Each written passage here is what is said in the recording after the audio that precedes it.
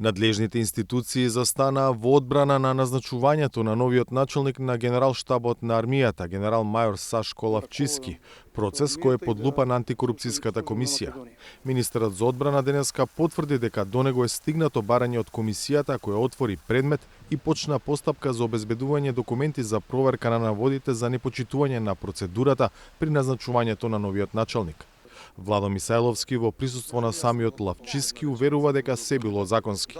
Стигната е представка, односно барање од ДКС, ќе биде одговорено во најбрз можен рок од страната на Министерството, се разбира и од страната на началникот, односно Генералштабот.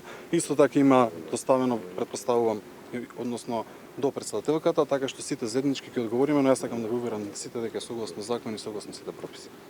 Во изминатите денови од кабинетот на председателката и врховен командант Гордана Силјановска-Давкова информираа дека таа секогаш се води од уставот и законите и дека така било и при поставувањето на новиот началник на Генералштабот, генерал мајор Сашко Лавчиски, кој како што велат од Вила Водно е поставен на должноста согласно позитивните законски прописи.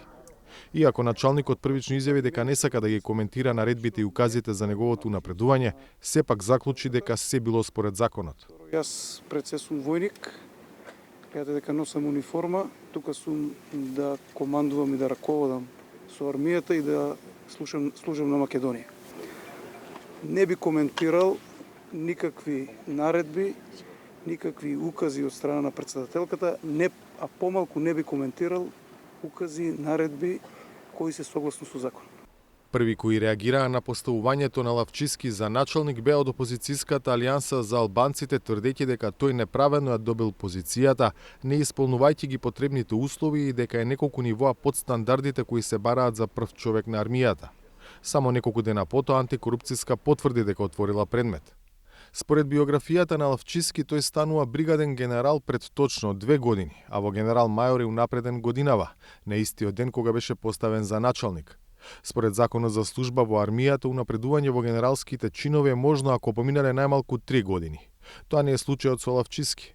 Законот предвидува можност офицер да се унапреди 1 година порано од утврденото ако испочитувана внатрешната процедура, која, меѓу другото, предвидува и да е предлог на 2 кадровски совета на ниво на бригада или повисоко. За сега нема информација дали Лавчиски го исполнува и овој услов кој би овозможил негово предвремено унапредување, а со тој поставување на врвната позиција во армијата. Тоа треба да го утврди антикорупцијската комисија. За Гласот на Америка, од Скопје, Владимир Мирчевски.